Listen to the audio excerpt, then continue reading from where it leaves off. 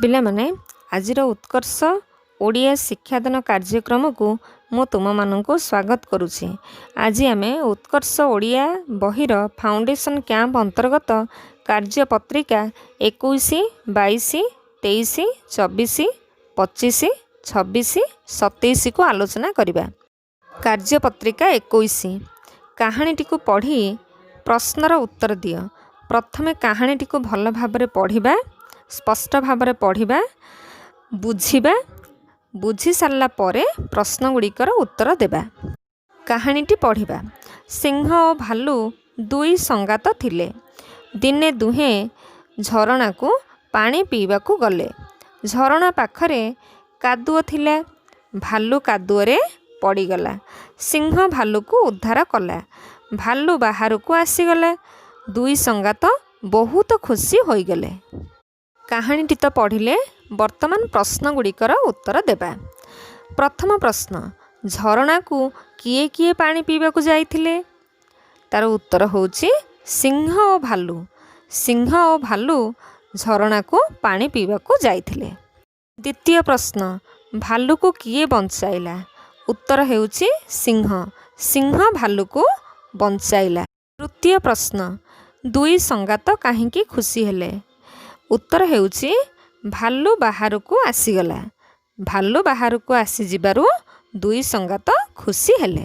ଏହିପରି ଅନୁଚ୍ଛେଦଟି ପଢ଼ି ପ୍ରଶ୍ନଗୁଡ଼ିକର ଉତ୍ତର ଦେବ। କାର୍ଯ୍ୟପତ୍ରିକା 22 ତଳେ ଥିବା ଖାଲି ଜାଗାରେ ଶ୍ରୁତ ଲିଖନ ଲେଖ। ଶ୍ରୁତ ଲିଖନ କିପରି ଲେଖିବ? ନା, ଶ୍ରୁତ ଲିଖନ ଶୁଣିକରି ଲେଖାଯାଏ। ତେଣୁ ମୁଁ କେତେ ଗୁଡ଼ିଏ ବାକ୍ୟ ପଢ଼ିବି। ସେହି ବାକ୍ୟଗୁଡ଼ିକୁ ଧ୍ୟାନର ସହ ଶୁଣିବ ଏବଂ ତାପରେ ଖାଲି ସ୍ଥାନ ପୂରଣ କରିବ। ପିଲାମାନେ ଶ୍ରୁତ ଲିଖନ ଲେଖ। ଆଜି ସକାଳେ ମୀରା ମୋତେ ଗପ ଶୁଣାଇଥିଲା। ଆକାଶ ଛାତ ଉପରେ ବସି ଫଳରସ ପିଉଅଛି। ସୀତା ରାଜାରାଣୀର କାହାଣୀ ଶୁଣୁଅଛି। ମଧୁ ଭାଲୁ ନାଚ ଦେଖୁଥିଲା। ଆମେ ଦୀପାବଳିରେ ବହୁତ ମିଠା ଖାଉ। ମମତା ଘରୁ ଆସୁଅଛି। କାର୍ଯ୍ୟପତ୍ରିକା 23 ଆଲୋଚନା କରିବା। କାହାଣୀଟି ପଢ଼ ଏବଂ ପ୍ରଶ୍ନର ଉତ୍ତର ଦିଅ। ପିଲାମାନେ କାହାଣୀଟି ଧ୍ୟାନର ସହ ପଢ଼ିବା। ବିରାଡ଼ିର 3ଟି ଛୁଆ ଥିଲା। ଗୋଟିଏ କଳା, ଗୋଟିଏ ମାଟିଆ ଓ ଆଉ ଗୋଟିଏ ଧଳା। 3 ଜଣ ଯାକ ଏକ ମୂଷା ଦେଖି ତା ପଛରେ ଧାଇଁଲେ। ମୂଷା ଏକ ଅଟା ଡବା ଭିତରକୁ ଡେଇଁ ପଡ଼ିଲା। ତା ପଛରେ 3ଟି ଯାକ ବିରାଡ଼ି ଛୁଆ ଅଟା ଡବା ଭିତରକୁ ଡେଇଁ ପଡ଼ିଲେ। ମୂଷା ଡେଇଁ ପଳାଇଲା। ବିରାଡ଼ି ଛୁଆ ମନ ଦୁଃଖରେ ବାହାରକୁ ଆସିଲେ। 3 ଜଣ ଯାକ ଧଳା ରଙ୍ଗର ହୋଇଗଲେ। ପିଲାମାନେ କାହାଣୀଟି ତ ପଢ଼ିଲେ, ବର୍ତ୍ତମାନ ପ୍ରଶ୍ନଗୁଡ଼ିକର ଉତ୍ତର ଦେବା। ପ୍ରଥମ ପ୍ରଶ୍ନ, ବିରାଡ଼ି ଛୁଆଙ୍କ ରଙ୍ଗ କେମିତି ଥିଲା? ଉତ୍ତର ହେଉଛି 3ଟି ବିରାଡ଼ି ଛୁଆଙ୍କ ମଧ୍ୟରୁ ଗୋଟିଏ କଳା, ଗୋଟିଏ ମାଟିଆ ଆଉ ଗୋଟିଏ ଧଳା ରଙ୍ଗର ଥିଲା। ଦ୍ୱିତୀୟ ପ୍ରଶ୍ନ, ସେମାନେ କାହାକୁ ଧରିବାକୁ ଚାହୁଁଥିଲେ? ଉତ୍ତର ହେଉଛି ସେମାନେ ଏକ ମୂଷାକୁ ଧରିବାକୁ ଚାହୁଁଥିଲେ। ତୃତୀୟ ପ୍ରଶ୍ନ, 3ଟି ବିରାଡ଼ି ଛୁଆଙ୍କ ରଙ୍ଗ ଧଳା ହୋଇଗଲା କିପରି? ଉତ୍ତର ହେଉଛି 3ଟି ବିରାଡ଼ି ଛୁଆ ଅଟା ଡବା ଭିତରକୁ ଡେଇଁ ପଡ଼ିଲେ। ବାହାରକୁ ଆସିଲା ବେଳକୁ ସେମାନଙ୍କର ରଙ୍ଗ ଧଳା ହୋଇଯାଇଥିଲା। ପିଲାମାନେ କାର୍ଯ୍ୟପତ୍ରିକା 24କୁ ଆଲୋଚନା କରିବା। ତଳ ଚିତ୍ରଗୁଡ଼ିକୁ ଦେଖି 2ଟି ବାକ୍ୟ ଲେଖ। ତଳେ ଚିତ୍ର ଅଛି, ସେହି ଚିତ୍ରକୁ ଦେଖିବ ଏବଂ ଚିତ୍ରରେ ଯାହା ଦେଖୁଛ ତାହାକୁ ଭାବି ତା ବିଷୟରେ, ଚିତ୍ର ବିଷୟରେ 2ଟି ଲେଖେ ବାକ୍ୟ ଲେଖିବ। ପ୍ରଥମ ଚିତ୍ରରେ କ'ଣ ଦେଖୁଛ? ପ୍ରଥମ ଚିତ୍ରରେ ଦେଖୁଛ ଯେ 2 ଜଣ ବ୍ୟକ୍ତି ଅଛନ୍ତି। ଦୋକାନରେ ଜଣେ ବ୍ୟକ୍ତି ଖାଦ୍ୟ ପ୍ରସ୍ତୁତ କରୁଛନ୍ତି ଏବଂ ଅନ୍ୟ ଜଣେ ବ୍ୟକ୍ତି ଖାଦ୍ୟ ପ୍ରସ୍ତୁତିରେ ସାହାଯ୍ୟ କରୁଛନ୍ତି। ଏହିପରି ପିଲାମାନେ ଚିତ୍ର ଦେଖି ତୁମ ମନରୁ 2ଟି ବାକ୍ୟ ଲେଖିବ। ପିଲାମାନେ ଦ୍ୱିତୀୟ ଚିତ୍ରଟି ଦେଖ। ଦ୍ୱିତୀୟ ଚିତ୍ରରେ 3ଟି ଠେକୁଆ ଅଛନ୍ତି। ସେମାନଙ୍କ ମଧ୍ୟରୁ 2ଟି ଠେକୁଆ ଖେଳୁଛନ୍ତି ଏବଂ ଗୋଟିଏ ଖାଦ୍ୟ ଖାଉଛି। ତେବେ ପିଲାମାନେ ଆମେ ଚିତ୍ର ଦେଖି କ'ଣ ଭାବୁଛେ? ତମମାନେ ଭାବିବ। ନିଜ ଭାବନାରୁ 2ଟି ବାକ୍ୟ ଖାଲି ସ୍ଥାନରେ ଲେଖିବ। କାର୍ଯ୍ୟପତ୍ରିକା 25କୁ ଆଲୋଚନା କରିବା। କାର୍ଯ୍ୟପତ୍ରିକା 25ରେ ଦେଇଛି ଗପଟିକୁ ପଢ଼ ଏବଂ ଗପର ନାମ ଦିଅ। ପିଲାମାନେ ପ୍ରଥମେ ଗପଟିକୁ ପଢ଼ିବା, ତାପରେ ତା'ର ନାମକରଣ କରିବା। ଗପଟି ଦେଖ। ମାଙ୍କଡ଼ଟିଏ ଗଛ ଉପରେ ବସିଥିଲା। ତା'ର ଲାଞ୍ଜ ବହୁତ ଲମ୍ବା ଥିଲା। ଏହା ଏତେ ଲମ୍ବା ଥିଲା ଯେ ଭୂମି ପର୍ଯ୍ୟନ୍ତ ଲମ୍ବି ଯାଇଥିଲା। ଗୁଣ୍ଡୁଚି ମୂଷାଟିଏ ଭୂମି ଉପରେ ଡିଆଁ ମାରୁଥିଲା। ହଠାତ୍ ସେ ଲାଞ୍ଜଟିକୁ ଦେଖିଲା।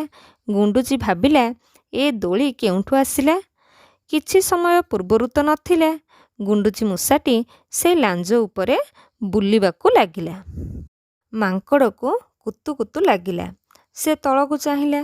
ମାଙ୍କଡ଼ କହିଲା, ଗୁଣ୍ଡୁଚି ଭାଇ, କ'ଣ କରୁଛୁ ଯେ? ମୋତେ କୁତୁ କୁତୁ ଲାଗୁଛି। ଗୁଣ୍ଡୁଚି କହିଲା, ମାଙ୍କଡ଼ ଭାଇ, ମୁଁ ତୋର ଲାଞ୍ଜକୁ ଦୋଳି ଭାବି ଝୁଲୁଥିଲି। ବହୁତ ମଜା ଲାଗୁଥିଲା। ଗୁଣ୍ଡୁଚି ଭାବିଲା, ତାକୁ ସବୁଦିନ ଏମିତିକା ଦୋଳି ମିଳିଗଲେ ବହୁତ ମଜା ଆସନ୍ତା।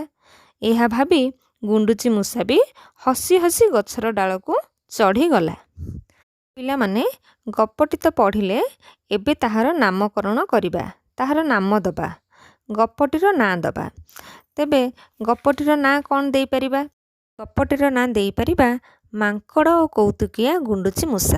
ଏହିପରି ପିଲାମାନେ ଗପଟି ପଢ଼ି ତା'ର ନାମ ଦିଅ। ପିଲାମାନେ, କାର୍ଯ୍ୟପତ୍ରିକା 26 ଆଲୋଚନା କରିବା। ତଳେ ଦିଆଯାଇଥିବା କବିତାଟିକୁ ପଢ଼। ପିଲାମାନେ କବିତାଟି ପଢ଼ିବା। ଆମେ ଓଡ଼ିଆ ପୁଅରେ ଭାଇ, ଆମେ ଓଡ଼ିଆ ପୁଅ, ଓଡ଼ିଶା ମୋ ଜନମ ଭୂଇଁ, ମୁକୁଳା ମନେ କୁହ। ଏଇଠି ଅଛି ବଣ ପାହାଡ଼, ନଈ ନାଳର ସୁଅ, ଅଛନ୍ତି ଏଠି ବଣୁଆ ଜାତି, ପଥର ପରି ଦେହ, ଅନ୍ତର ଭାରି ସରଳତାର, କପଟ ଛନ୍ଦ ନାହିଁ। ବଣରେ ବୁଲେ ସକାଳୁ ସଞ୍ଜ, ଆହାର ମୁଠେ ପାଇଁ। ଏହି ରାଇଜ କାଳିଆ ଦିଅ, ଜଗତେ ହୁଏ ସାହା, ଦୁଃଖୀର ଦୁଃଖ ମୋଚନ ପାଇଁ, ବଢ଼ାଏ ଚଉବାହା। ପିଲାମାନେ, କବିତାଟି ଧ୍ୟାନର ସହ ପଢ଼ିବ। ବର୍ତ୍ତମାନ କାର୍ଯ୍ୟପତ୍ରିକା 27 ଆଲୋଚନା କରିବା। ତଳ ଚିତ୍ରକୁ ଦେଖି ଦୋକାନୀ କ'ଣ ଭାବୁଛି ଲେଖ। ପିଲାମାନେ, ଆମେ ଚିତ୍ରରେ କ'ଣ ଦେଖୁଛେ? ଆମେ ଦେଖୁଛେ ଗୋଟିଏ ସାଇକେଲ ଷ୍ଟୋର ଅଛି, ସାଇକେଲ ଦୋକାନ ଅଛି। ସାଇକେଲ ଦୋକାନ ଭିତରେ ଥିବା ଦୋକାନୀ କ'ଣ ଭାବୁଛି? ପିଲାମାନେ ଚିନ୍ତା କର ଏବଂ ସେହି ଅନୁସାରେ ଆମେ କେତେଗୁଡ଼ିଏ ବାକ୍ୟ ଲେଖିବା। ସାଇକେଲ ଦୋକାନୀ ଭାବୁଛି, ଆଜି ଠିକ୍ ସମୟରେ ଦୋକାନ ଖୋଲିଛି। କିଛି ସମୟ ମଧ୍ୟରେ ଲୋକମାନେ ଦୋକାନକୁ ଆସିବେ। ଦୋକାନକୁ ଲୋକମାନେ ଆସିଲେ ଶୃଙ୍ଖଳା ରକ୍ଷା କରିବେ ବୋଲି ପରାମର୍ଶ ଦେବି। ମୋ ଦୋକାନକୁ ଆସି କିପରି ସୁଲଭ ମୂଲ୍ୟରେ ସାଇକେଲ କିଣି ଖୁସି ହୋଇ ଘରକୁ ଫେରିବେ, ସେ ବିଷୟରେ ମୁଁ ଧ୍ୟାନ ଦେବି। ମୋ ଦୋକାନକୁ ଆସୁଥିବା ଲୋକମାନଙ୍କୁ ମୁଁ ଉତ୍ତମ ବ୍ୟବହାର ପ୍ରଦର୍ଶନ କରିବି। ଏହିପରି ପିଲାମାନେ ଦୋକାନୀ କ'ଣ ଭାବୁଛି ସେ ବିଷୟରେ କେତେଗୁଡ଼ିଏ ବାକ୍ୟ ଲେଖି ଖାଲି ସ୍ଥାନ ପୂରଣ କର। ଆଜି ପାଇଁ ଏତିକି। ଧନ୍ୟବାଦ।